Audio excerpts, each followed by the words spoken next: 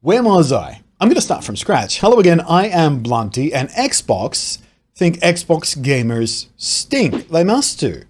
Microsoft think Xbox gamers stink. Phil Spencer, Lord of Xbox, thinks Xbox gamers stink. It is the only explanation for the announcement of the following product. Let me read you the description. Lynx Xbox is a fresh scent of pulsing green citrus,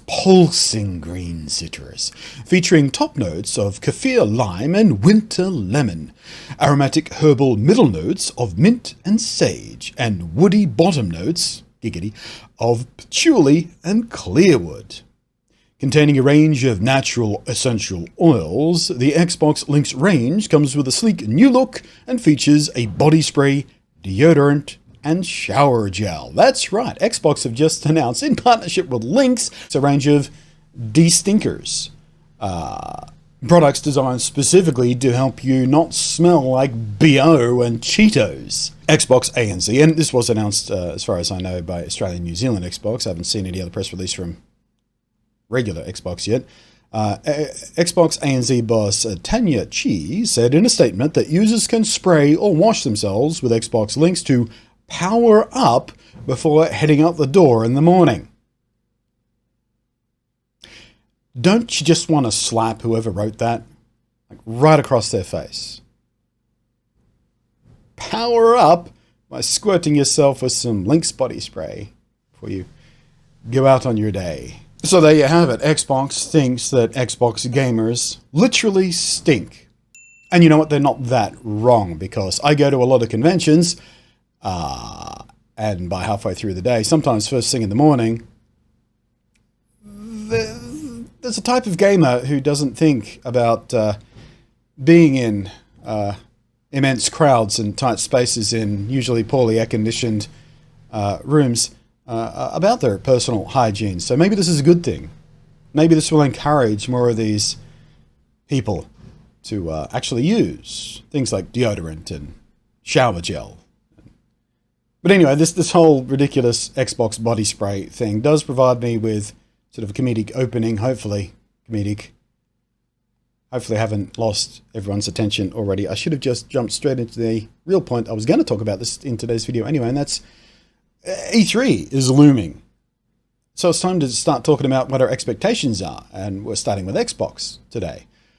Expectations for Xbox. We don't know much. There's been surprisingly few leaks as far as Xbox and Microsoft's E3 plans go so far. I mean, Phil Spencer has been out there promising that it's going to be huge and big and I forget what his exact phrasing were, but you know, he's talking it up. But then again, that's his job, to make people excited about Xbox. So who knows what the content will actually be. We are expecting news about the next Xbox hardware. How much news we get, I don't know. Unusually, Sony on the other side, we've had quite loose talk from them as far as their hardware goes and the power and stuff. Quite informal stuff, not press release, just offhand comments in interviews and stuff. But we know very little about what's coming from Xbox. That will be exciting to know. And it's going to be particularly exciting because there's a very predictable rhythm to the console generations. If you've been paying attention, ever since Sony and Xbox became the dominant forces in consoles, they've been trading generation after generation. But I think it's fair to say that sort of generation after generation, the coin kept flipping about whether Xbox or PlayStation was in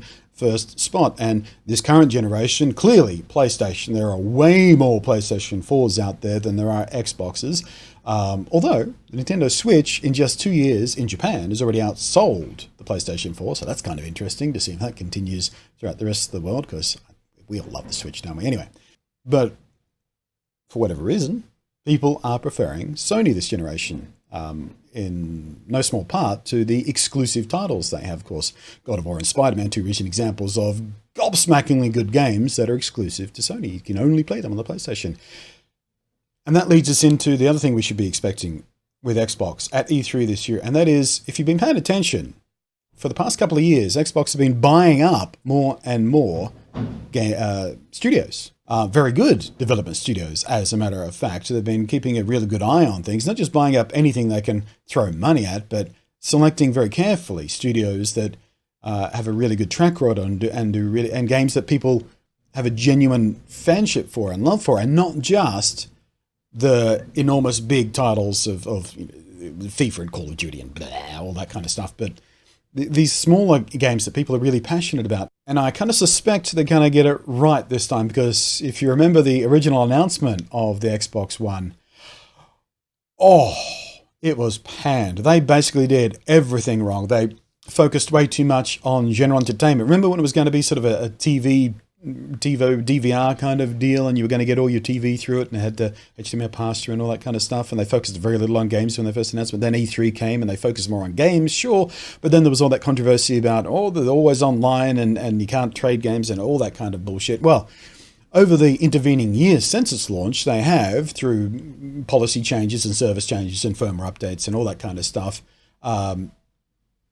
implemented some of that stuff, but in ways people actually like now. Turns out they're right all along. They just handled it very poorly. They packaged it very smallly. But the things they're doing now with backwards compatibility and all that sort of stuff, it works fantastically. So yeah, expect announcement of new hardware / services, because there'll be some sort of subscription service or streaming service or whatever coming with it as well. Expect a whole buttload of first-party titles from all these studios that have been buying up that are going to sort of hopefully blow you away a little bit and be very, very exciting indeed. Maybe we might even get another Fable game at last, a proper Fable game, not this bullcrap. I miss Fable. Oh, you miss Fable on Xbox? Fable 3 was the last good one, and even that isn't considered the fan favorite. And of course, you've got Halo Infinite coming, something of a soft reboot of the Halo series. It's basically going to be Halo 6, we think, as far as story goes. Not going to be a complete full reboot, but it's going to be a soft reboot in that it's going to try and revitalize that brand again, because they kind of pissed it away a little bit.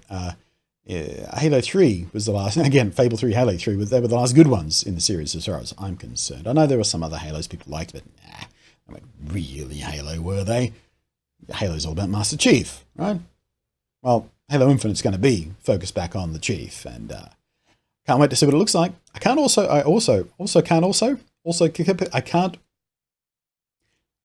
can't wait to find out if, like many other first-party Microsoft games, it's going to be just cross-play, cross-buy with PC. And with things like the Microsoft mixed reality VR headsets and the evolution out of that Oculus have done with even more sort of inside-out tracking cameras and things like that, are we going to see an Xbox VR thing?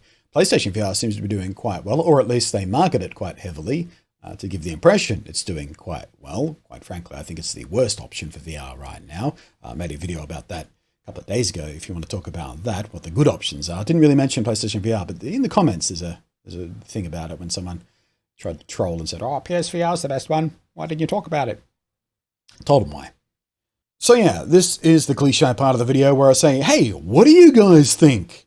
Because that's just a thing that YouTubers have to do these days to try and encourage people to actually leave comments, because interaction on YouTube is getting harder and harder because more and more people watch YouTube on their phones, and the phone application doesn't make it particularly easy to just drop a comment as opposed to viewing on a web browser and stuff like that. So please drop a comment. Please do the thumb and the bell and the subscribe and things like that, because quite frankly, I'm getting effed in the A by the algorithms right now, and I kind of need to start asking for your help outright. Thanks for watching. I'm Blunty, and we'll catch you next time. Hey, even remember to do the salute.